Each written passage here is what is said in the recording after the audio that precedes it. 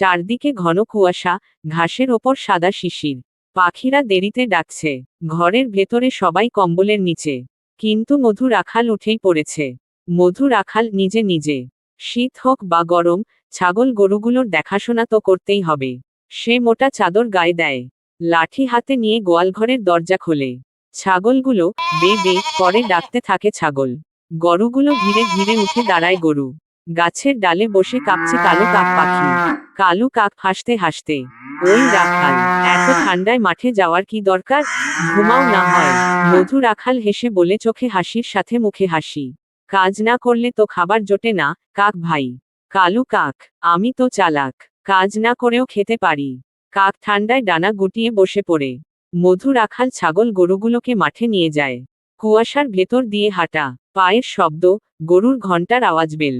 সে শুকনো খড় আর গরম পানির ব্যবস্থা করে। ছাগলগুলো আনন্দে লাফায় ছাগল।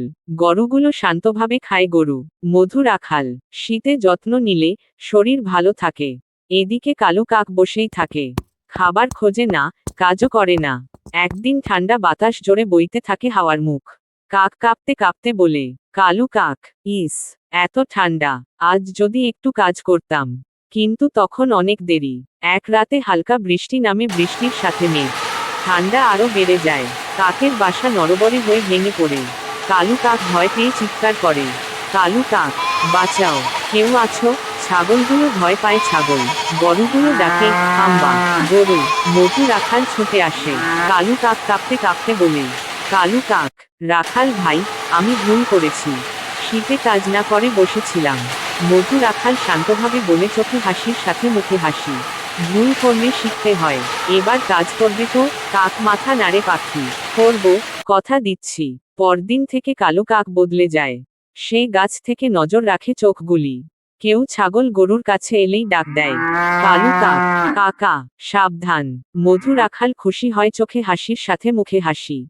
ছাগল গরু নিরাপদ থাকে। কিছুদিন পর শীত কমে, রোদ ভালো ওঠে, সূর্য।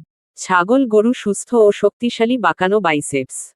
কালু কাকও ভালো থাকে। কালু কাক হাসি মুখে, এখন বুঝেছি, পরিশ্রম ছাড়া কিছুই হয় না। মধু রাখাল হাসে। সরাসরি হিট করা শেষ শিক্ষা, শীত হোক বা গরম, দায়িত্ব আর পরিশ্রমী মানুষকে বড় করে।